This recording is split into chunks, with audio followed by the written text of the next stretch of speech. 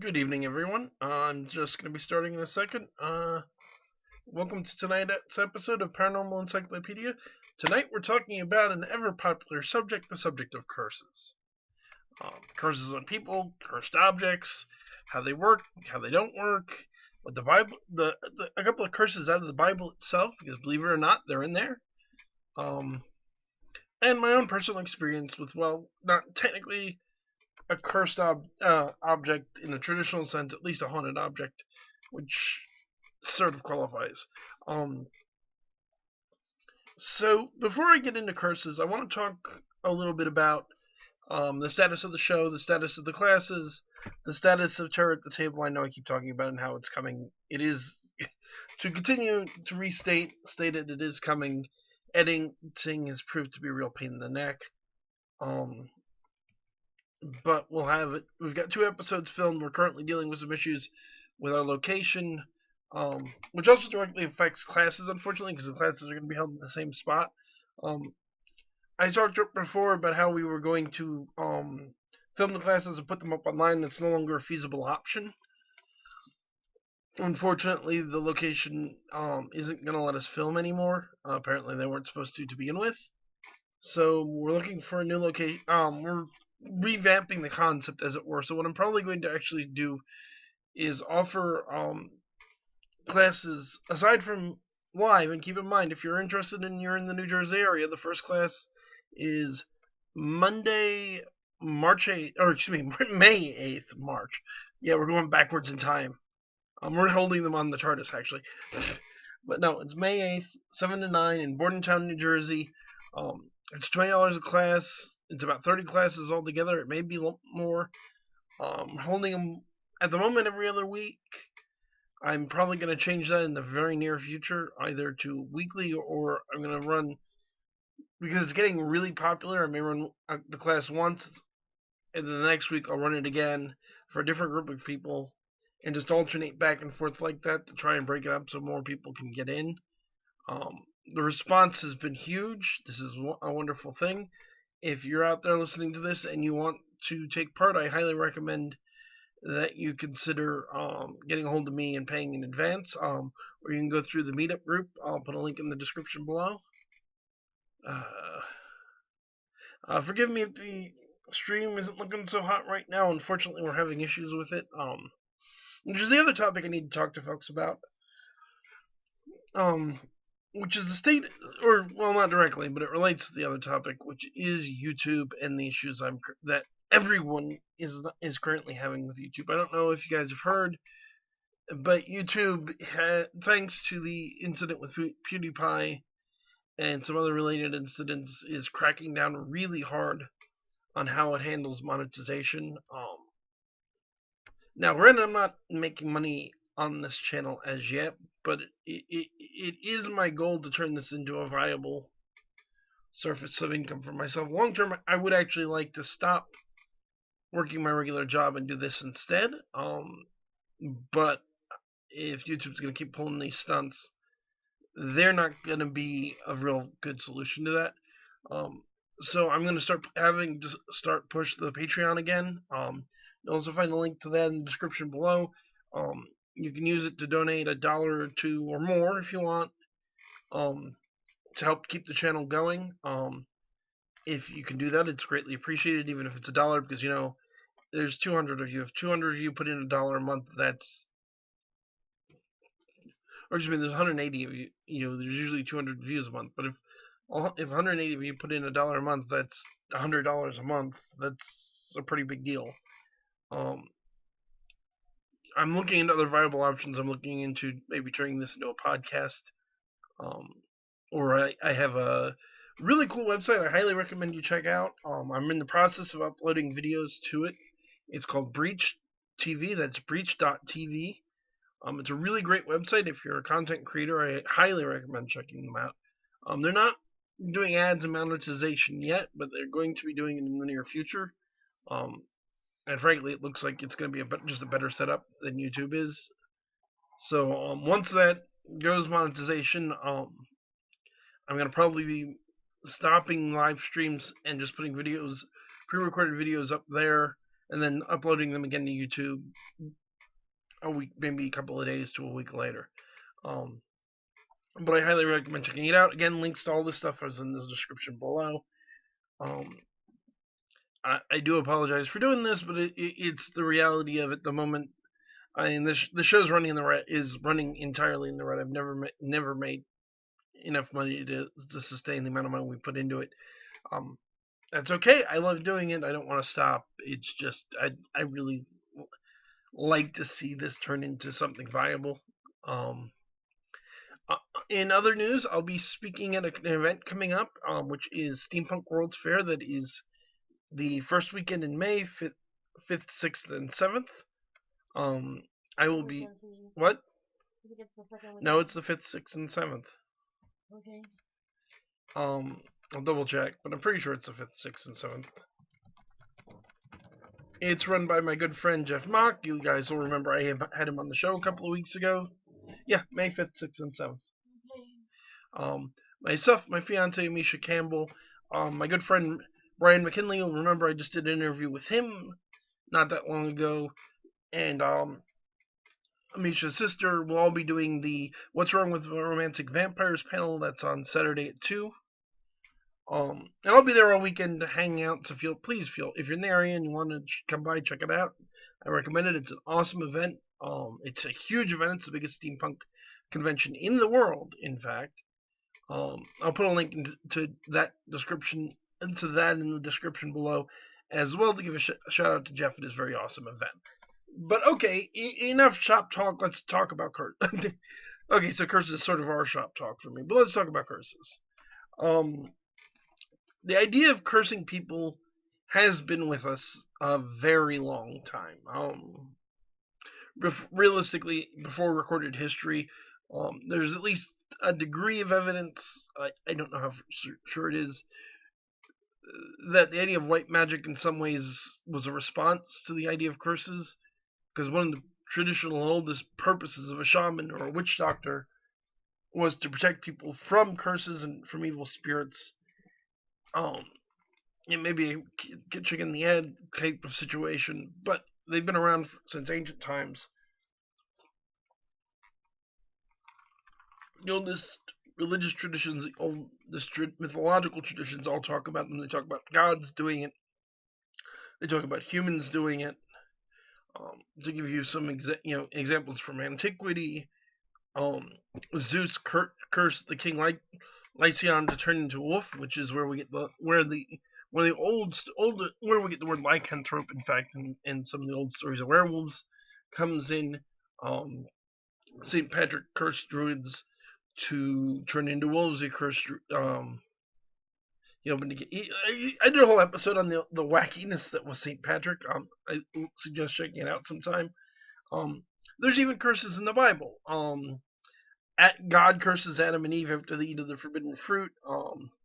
Adam being forced to work the land, Eve to suffer the pain of childbirth. God curses Cain, in which you can find in Genesis 4:15-16. If anyone, there's more to it actually, but he's cursed that he can no longer get food from the land, and a mark is put on him that anyone who finds him, who attacks him, will suffer 7 times whatever they inflict upon Cain. For that matter, there's, believe it or not, and this is something a lot of Christians aren't necessarily aware of, but there are a number of places in the Bible that talk about believers cursing people, servants of God cursing people. The biggest and most prominent example of this would be a collection of the Psalms known as the Imprecatory Psalms.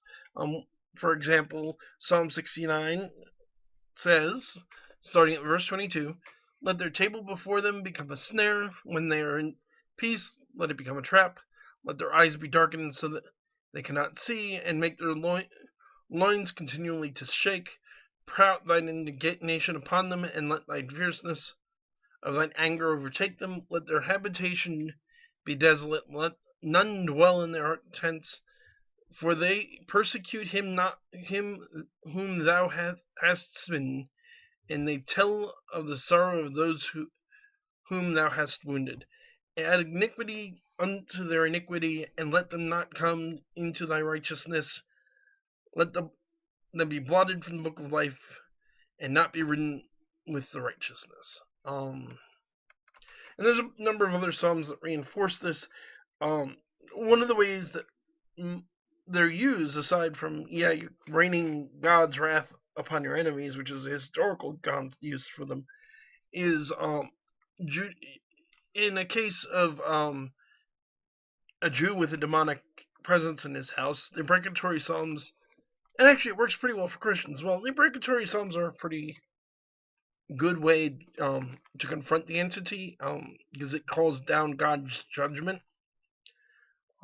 There's a very good book on what the Bible has to say on curses, and also on breaking curses from a Christian and biblical perspective, called Blessing or Cursing You Can Choose. If you're a Christian out there and you're concerned about the subject of curses, I would highly recommend checking out. Most non-Christians are probably not going to find its advice particularly useful. But okay, so let's talk about curses. And what is a curse? What do I mean by curse? We've all heard that word all the time. Profanity is, of course, also sometimes called cursing. What's the difference? What does it mean? So, properly speaking, a curse is an attempt to magically cause harm to another person. Often this is physical harm. There are curses designed to visit bad luck upon a person, to cause mental problems to a person, and to cause other things other than directly to attack the body. There's certainly a whole subsection of curses out there aimed at killing people, which is actually a really interesting subject in and of itself, because here's the thing about curses, and this is one of those really awkward things, and I really should at some point in the future do an episode about the times the paranormal has actually influenced science, because you'll hear scientists and particularly skeptics who are like, oh, well, paranormal research has never produced anything valuable. That's factually incorrect, and there's examples I can give that are not related to this episode, I should say. But specifically, there's a phenomenon that's known properly as psychosomatic death. More colloquially, in my opinion, far more entertainingly, it's known as voodoo death. Voodoo death is when a person is, traditionally, specifically voodoo death, is that when a person becomes convinced they are cursed, they'll die. They'll get sick and they'll die for no medically sound reason. The scientific explanation for this is that it's a psychosomatic effect. We've all heard of the idea of a placebo, a sugar pill. Real quick, just to make sure we're on the same page. A placebo is a pill that's made of something worthless. Sugar, water, whatever. It's usually given to a patient during a psychological trial, or a drug trial, excuse me, what am I saying, psychological trial, so that they compare the effects of the placebo to the actual drug to figure out if the drug works. Because here's the thing, the way placebos work is that if you're convinced strongly enough that something will work, it tends to work. Placebos have very powerful, measurable effects in certain areas. Certainly, for example, placebos are very good with pain management because it's a very subjective thing. Obviously, you cannot placebo cancer away. It doesn't work that way. But it is a pretty potent effect in general, and it is believed that through what they call psychosomatic death or voodoo death, if you're strongly convinced you're going to die because you were cursed or whatever, your body will be less resistant to disease, and you actually are more likely to die. Sometimes you just even die without any obvious explanation. The mechanisms of this are not well understood, nor quite honestly are the mechanisms of placebos, but it is a recognized medical phenomenon. It's most common not here in the United States, not most common in first world countries it's more common in tribal areas. It's more common in primitive cultures where a belief in magic is more widespread. From an investigator standpoint, these are also places where open practice of magic is far more widespread. And there are plenty of people that openly practice magic in the United States, and many more who don't openly practice it. They still practice it. But the thing is, half the traditions in the U.S. are very modern. Whereas you're talking about actual voodoo practices. You may be talking about a curse that has roots going back literally thousands of years. And from a paranormal perspective, if something has been done largely the same way for thousands of years, there's a reason for it. And it's kind of the thing that you're running into. But and there are curses, there are curses and things of this nature that have varying degrees of medical explanation. The obvious one being the zombie, which I've talked about in the past, that's rooted at least partially in the use of drugs. But the thing is, there are also curses that are not so easily explained. Again, people dying without medically good reason. There's also, of course, related to this, the idea of a cursed object being an object that has been cursed, or also quite commonly traditionally when you curse someone, naturally it's a logical segue between the two to back up a minute and talk about using an object to curse someone. There's a concept in magic called sympathetic magic, where you use a representation of something to affect something. The most famous example of this is the voodoo doll.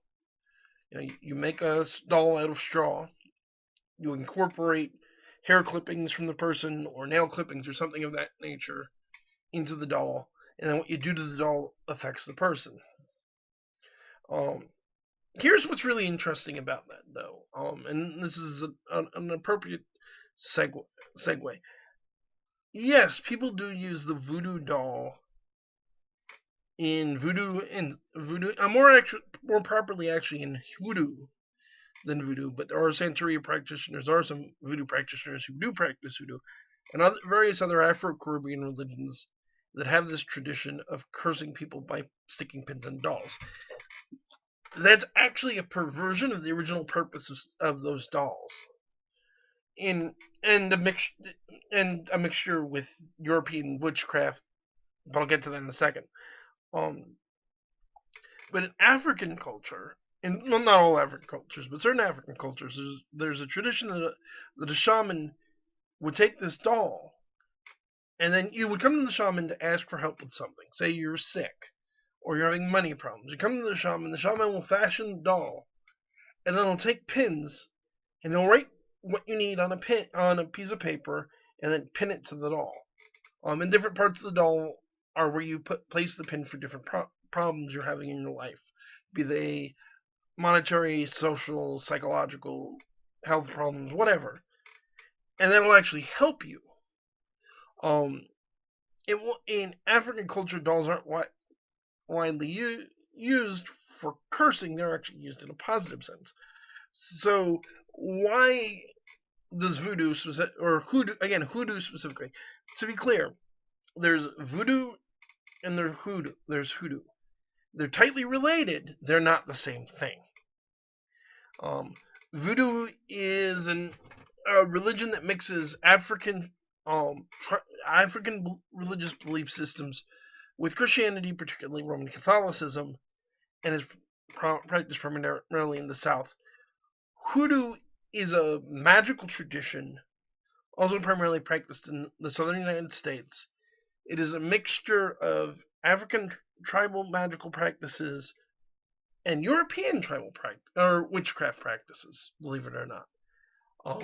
Which many voodoo practitioners also practice hoodoo, but not all voodoo practitioners practice hoodoo, and not all hoodoo practitioners are members of the religion of voodoo.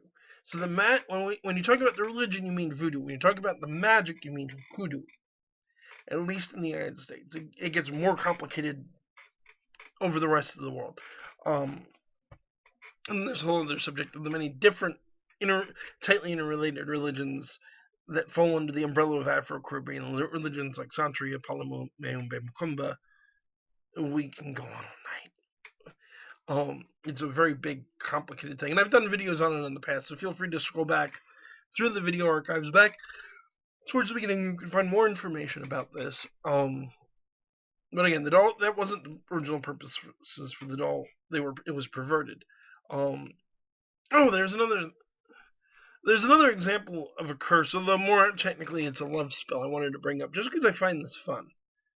So anyone who's a horror fan, like an old school Hammer horror fan, Universal horror fan, has probably at least, or for that matter, the satanic scares of the 80s, is probably familiar to some extent with the idea of a black mass. A black mass is a mass done in reverse. The Lord's Prayer is said backwards.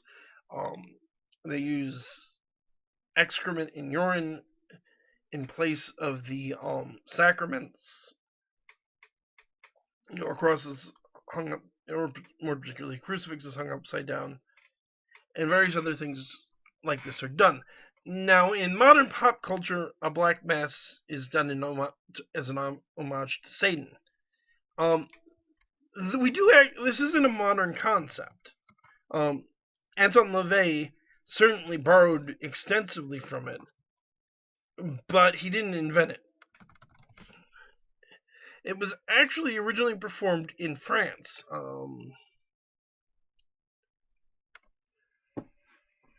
But let me just get the exact.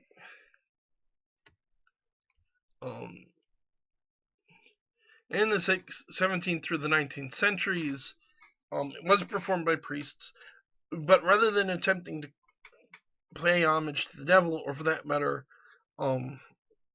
curse someone in a traditional sense of trying to harm them, it was a way of casting a love spell to make someone fall in love with you.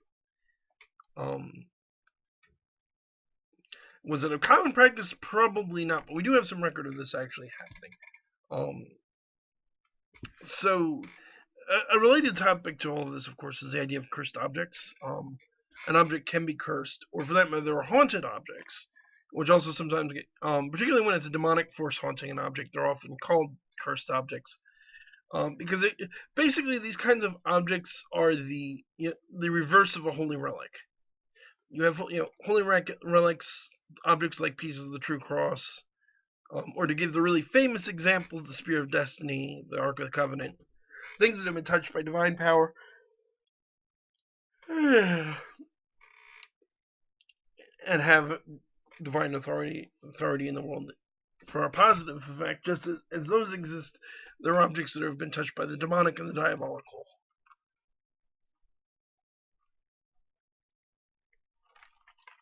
Cursed objects generally fall into the second category.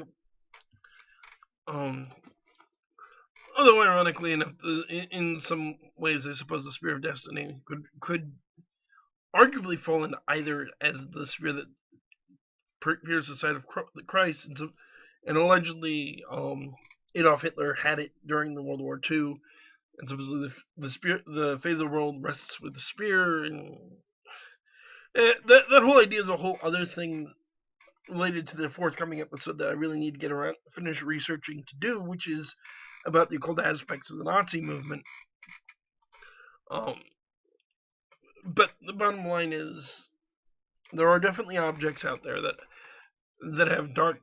have a violent magical aspect.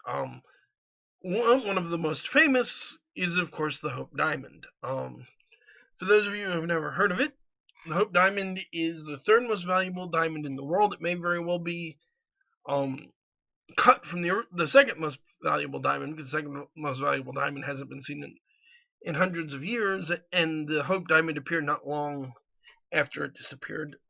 And they're also very similar because they're both blue diamonds, which is a very rare type of diamond. You can find the Hope Diamond today, by the way, in the Smithsonian Institute. So the story goes that the Hope Diamond was found in Africa, and it was stolen from a witch doctor. The witch doctor placed a curse on the diamond that anyone who would own it would die within a year. And it's usually supposed that total financial ruin and collapse, and then you die. And the thing of it is, the actual history of the Hope Diamond has a lot of dead people and I mean died very rapidly after getting it. I'm trying to find a couple of people who had it are very pretty. Okay, so actually, supposedly it may have originated in India, not Africa. I was mistaken.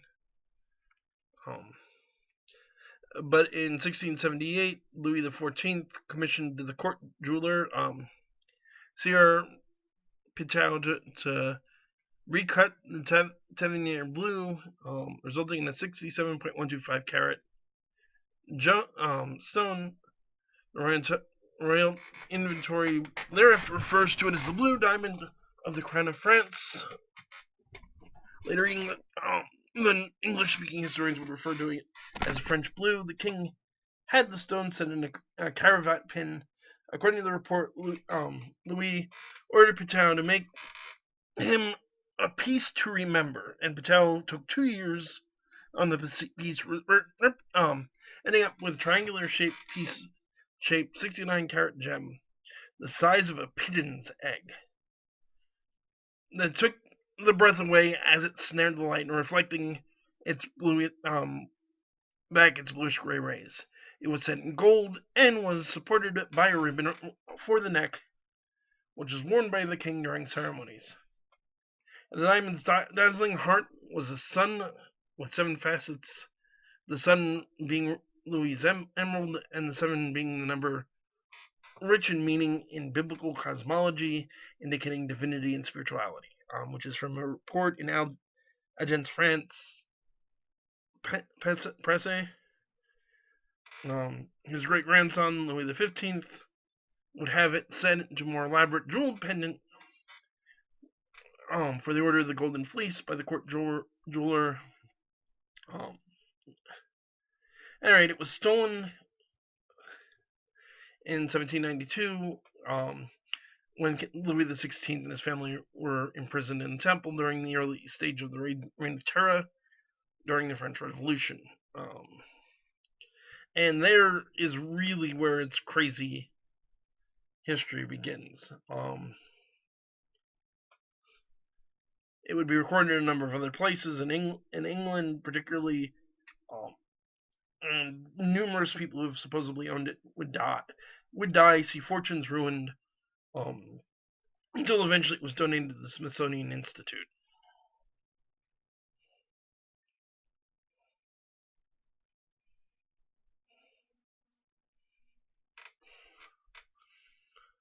Where it resides today, I heard a rumor a few years back that it's currently owned by Elizabeth Taylor. I don't know if that's true. Many of you may know the Hope Diamond as well from the movie The Titanic, because the gem in the heart of the ocean in the movie was based on the Hope Diamond. It was in fact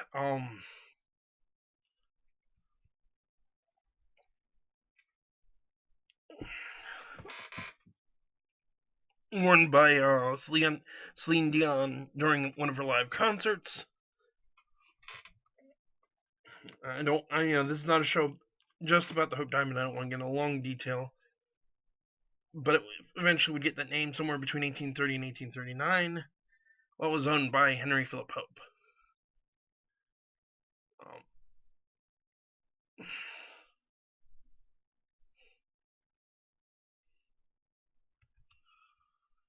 And then went on through his family. There's a whole lot of detail about the Hope Diamond on Wikipedia if you're interested. There's plenty of other websites out there with information about it. But yeah, basically it's blamed for a lot of things. realistically, of the original owners, King Louis XIV had a pretty long reign, living from 1638 to 1715, dying at the age of 76. The 15th was guillotined in 1793 at the age of 38. Marie Antoinette, of course. The 15th died at 64. The 16th, of course, was guillotined in 1793 at 38, as was Marie Antoinette at the age of 37.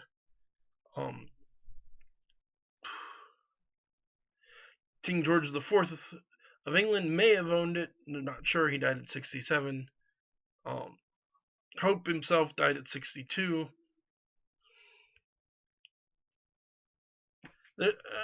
Again, is it really cursed? I don't know. Would I personally want to own the thing? Yeah, I'd pass.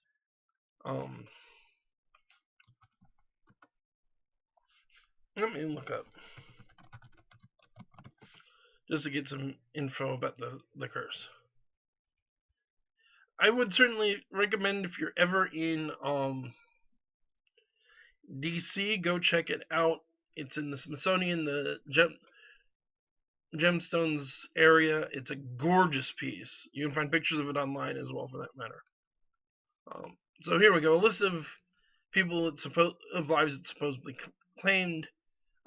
Jean Baptiste Tavernier, a story that he came down with a raging fever soon after stealing the diamond, and after he died, his body was possibly ravaged by wolves. Other reports, on the other hand, say he lived to 84. Louis XIV, who died of gangrene, and all the legitimate children died in childhood except one, which isn't that unusual. Probably not that unusual for the time.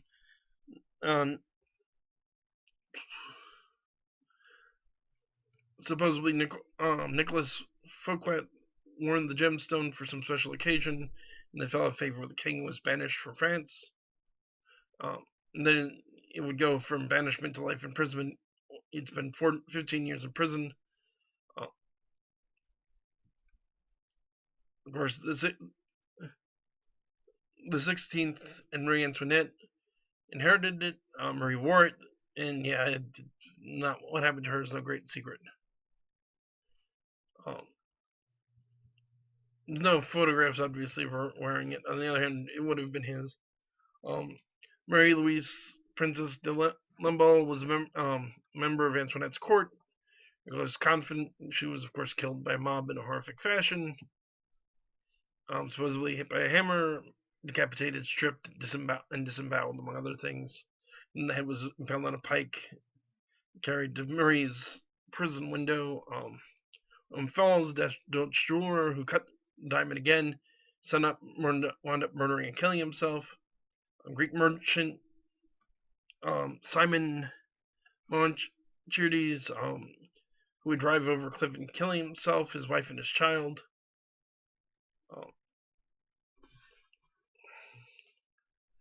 Evelyn Walsh McLean, she bought the diamond, she wore it, and there are stories that she would even have put it on her dog's collar and let him wander in the apartment with it, but wearing. Then her mother-in-law would go to die. Her son died at the age of 9. Her husband left her for another woman and later died in a mental hospital. Her daughter died of a drug overdose at 25, and she eventually was forced to sell her newspaper, the Washington Post, and died of owing huge debts. Her kids would sell it to Harry Winston. 9 years later, Winston mailed the gem to the Smithsonian for $2.44 postage and $155 in insurance. The last guy being James Todd, who was the mailman who delivered the diamonds in the Smithsonian. Apparently, he had his leg crushed in a truck accident shortly thereafter, and would suffer a head injury in a separate accident. Now, in his house burned down. A lot of that is up to debate, and how much of it was really remotely paranormal. Laura Rune says, if you're a Christian, isn't God supposed to protect you from curses? Good question. Yes, technically, yes. If you're a Christian in grace, God protects you from curses.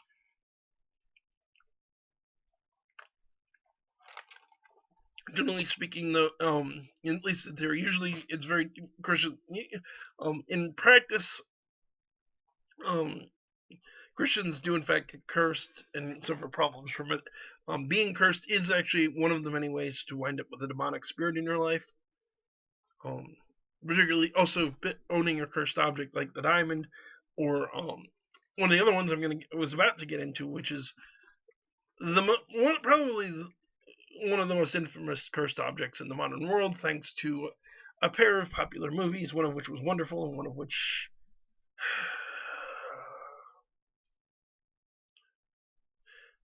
Okay, I'm taking a minute before I talk about this doll. This doll and the Lou Gentili show had an interesting history. Um, can angels be cursed? No, I would say they can't. Demons can be cursed, so technically fallen angels can be cursed. Demons are cursed by their nature, for that matter. But as I was saying earlier, the precatory psalms. Well, I don't recommend using them to curse humans. They are used by rabbis as a form of exorcism. And it does work for the rabbis. I'm sure there are some Christians that use them as well, in the same instance as well. But so, quite recent. One of the this isn't a case I was personally involved in, but just because we're talking about cursed objects and it's the most famous of cursed objects in recent memory, and I'll be getting to the one I had to put up with in the near future.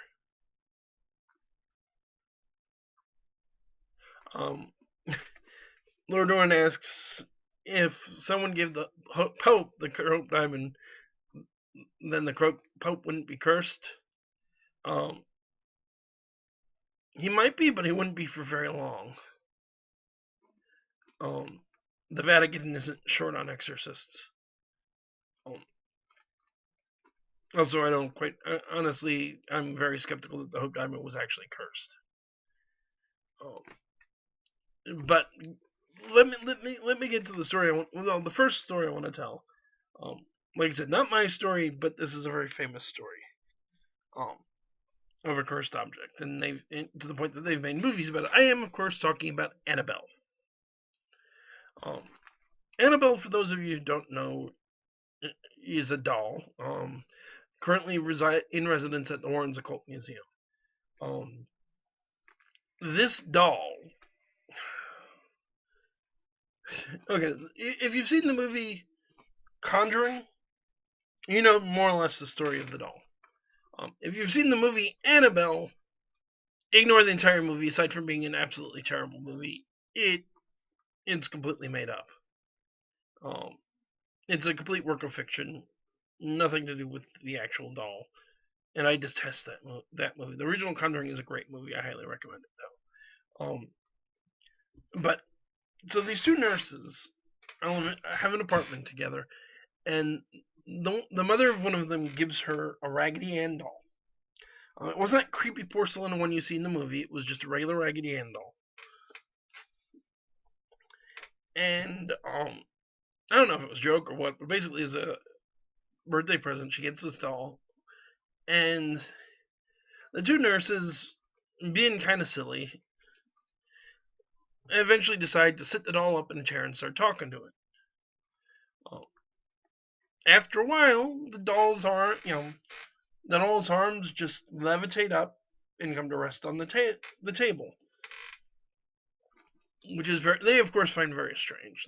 They start coming home, and they'll find the doll in different positions of the apartment, other where they left it. They'll come in, find it laying on the bed with its arms and its legs crossed. They'll find notes written in parchment left all around the apartment, even though neither of them owned any parchment. They'll come home and find it standing up, and if you look at one of those old Raggedy Ann dolls, they don't really stand up. I've tried. It doesn't work. So eventually they got a bright idea. They decided it's obviously haunted. Let's get a medium and do some seances.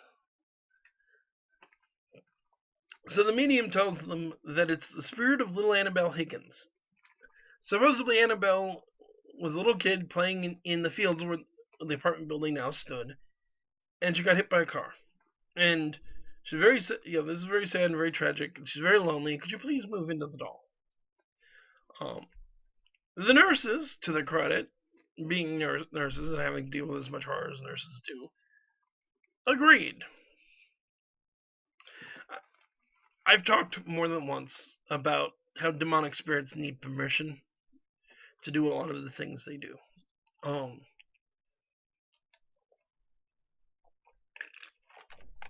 The spirit got its permission. Things started to ramp up. They felt threatened. Neither of them wanted to stay alone in the apartment. The boyfriend of one of them, who particularly didn't like the dolls and didn't like the seances that were going on. Actually, in fact, he called it a voodoo doll in an interview with In the Rain. But he's sleeping in the apartment, and he has a dream the doll's attacking him and trying to choke him to death. Fights it off. He wakes up. The doll's thrown across the rooms, and he finds handprints on his throat. Claw marks appeared on his chest, 3 down, 4 across. Eventually, they finally had the good sense to call in a priest. The priest called in the Warrens. An exorcism was performed over the apartment and over the doll. The doll was taken out of the house to the Warrens' home in Connecticut and now resides in their museum, and has caused a range of bizarre and horrific phenomenon there. This isn't something to play with or make light of. People have died. There's a couple visiting the museum, bikers, and they weren't taking any of it seriously. And the guy goes up, and because of other incidents that happened, and I don't want to get all of it. If you want to read the entire story, get the book The Demonologist. It is back in print. But this biker goes up, he starts tapping on the glass because it's in a glass case at this point. Says, "You're not real, you can't hurt anybody." Ed throws him out.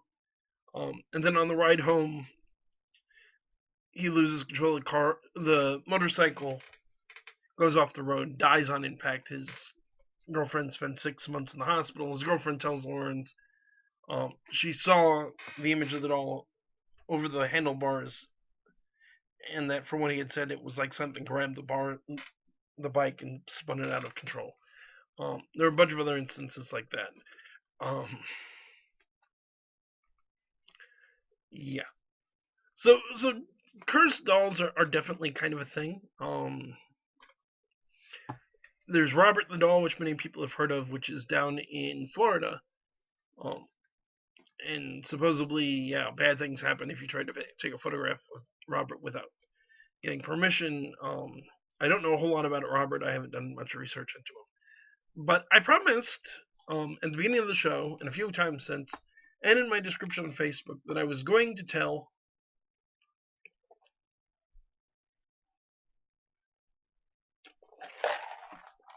the fairly funny story of my encounter with a haunted doll.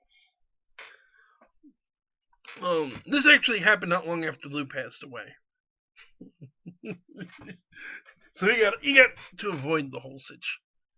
I had to put up with it. So this person calls me who lives in Philadelphia, or contacts friends of mine who contact me, I should say, about the fact she's having problems at the home. Lou had already investigated this case, and the woman was still having problems in the house. So I go down there with a friend of mine, a fellow investigator. We check out this place out, and then one of the things she's telling us, which is very unusual, is about how the spirits in the house will tell her to buy various things. One of which was a chandelier, another of which was this doll. It was a living dead doll, Mona or something to that effect. So my colleague and I wound up doing a house bless. Well, in point of fact, Lou would not. No, actually, Lou actually did have a few run-ins with Annabelle. He was freaked by her, just like everyone else. We even had Annabelle shut the show down on us once back in the day. Surprised you weren't around for that one, Lord Ruin. Yeah. So before I continue my story, one night Lou and I are talking on the radio show, and the name, Annabelle comes up. The lights go out. The show shuts off. We get it back up. We get the power back on, and we apparently, from what a couple of listeners told us, you could hear a little girl laughing. Just as everything shut down. And Lord Ruin comments, don't they need permission? They do, but there's degrees of it. They can get away with quite a lot once something's given them a foothold in our world.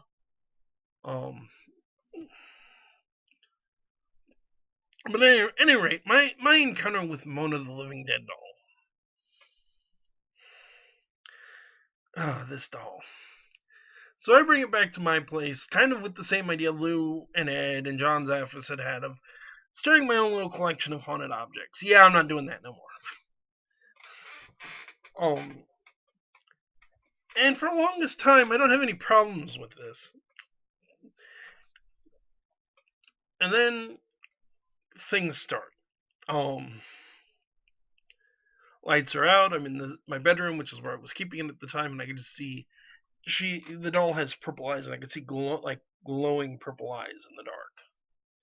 I got up and I moved into another room. Another one, and getting noises, getting knocking, getting things like that.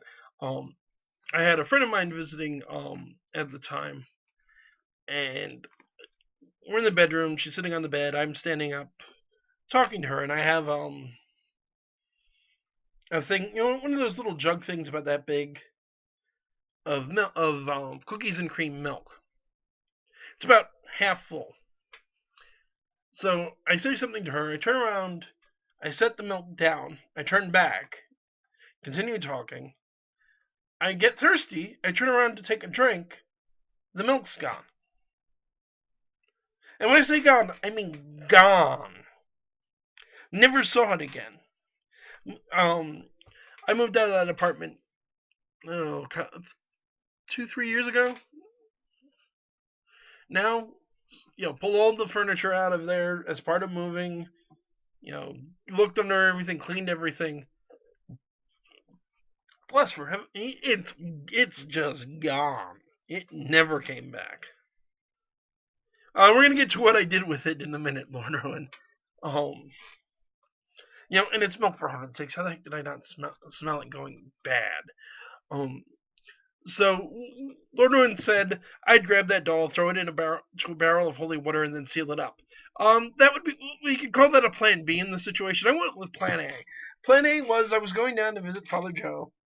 That pretty much the next day, in fact.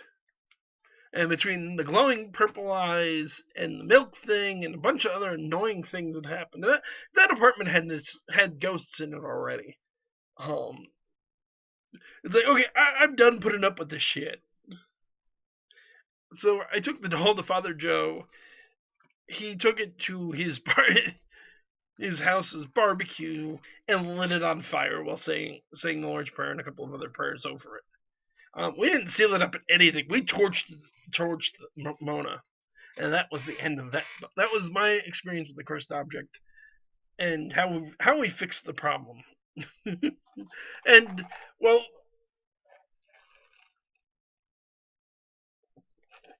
I can't say that there was never any more activity in the apartment because, as I said, the apartment was already haunted.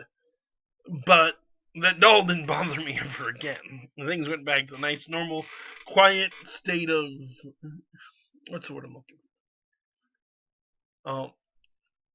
Usually, many of the places I've worked... Oh, you mean Annabelle. Yeah, it's an idea. No, with the throwing it into a barrel of holy water and Annabelle, not a terrible idea. Don't know that it would help, but I can't say that I think it's a terrible idea. Although, good luck getting it in there, given its tendency to attack people. But yeah, that was my personal experience with the cursed object. I don't have a lot of experience with cursed objects. It's not certain TV shows that will remain nameless tend to, in my opinion, slightly exaggerate the situation. Haunted and cursed objects are not uncommon per se, but they're not as common as you might think. They come up from time to time. Lord Ruin says how effective would submerging Annabelle in a barrel of holy water and sealing her up be? Honestly, probably not very. Realistically, what would need to be done with the doll is a proper formal exorcism. Then probably destroy it. Whatever is in that doll is very powerful and very malevolent. I remember suggesting this idea to John Zaffis at one point back in the day when we had him on the radio show. His comment is that, yeah, and you want to have the Pope there. Like I said, I'm not saying it's a terrible idea to throw it into a barrel of holy water and seal it away. On the other hand, I wouldn't necessarily say it would work. And I wouldn't personally wouldn't want to be the guy who tried to do it. The doll would not take kindly to it. But yeah, and there's tons of other curses we could talk about. Another one for you sports fans out there, of course, is the curse on the Cubs. Let me look it up. I remember the basic story, but let me get the details.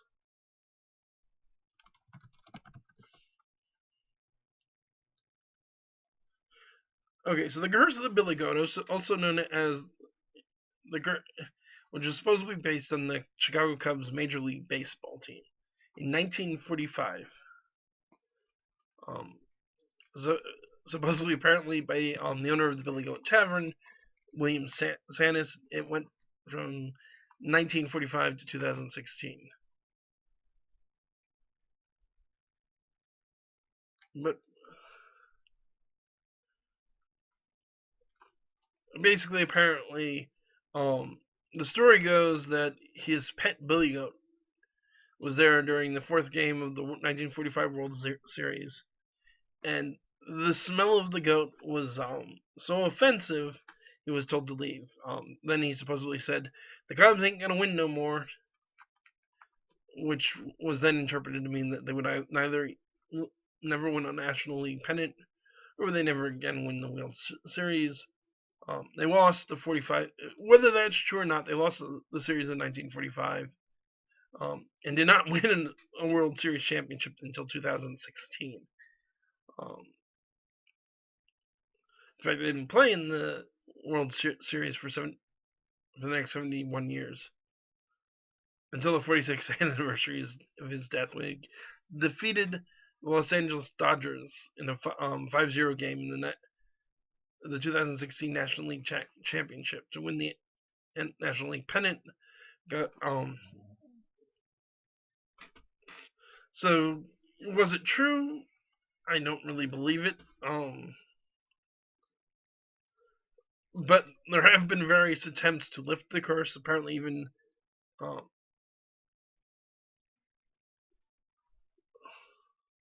in the Senate, Billy Sanis tried to do in 1970. His nephew Sam has gone to the field a couple of times with the goat to try to break the curse, including opening day in 1984 and in 89. Both years that they went to win their division. In 94, they tried it again to stop the losing streak, and in 98, for the wild card tiebreaker game, which the Cubs would win. Various other attempts have been made to break the curse, and so supposedly the story goes that it was eventually broken, and that's why they can now win.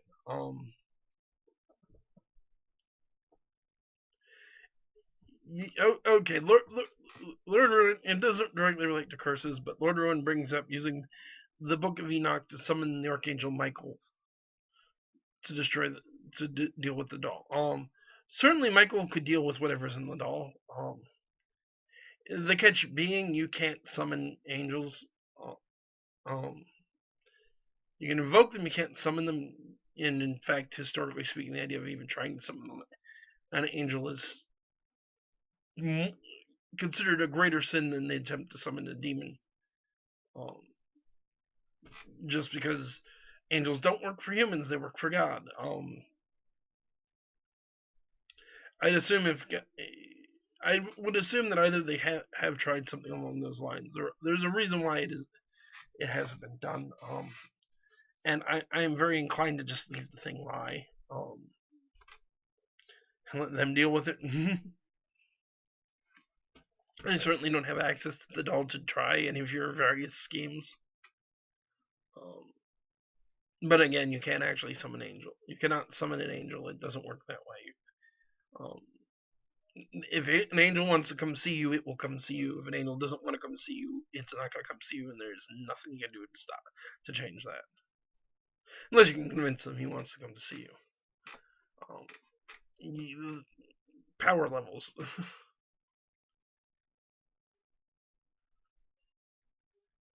But okay, we're coming up on the hour mark, and as I said last week, for those of you who weren't around, at this point, just because I'm finding it personally difficult to hold together 2-hour shows by myself, I've decided to bring the show down to an hour, at least for the time being, until either I can find a co-host, Drew comes back, or nights that we have guests. I do have some guests lined up coming up in the near future. My friend Bess Godin, who was supposed to be on last week, but unfortunately had a issue come up and wasn't able to do so, should be coming on in the near future. I also have, let me get the guy's name.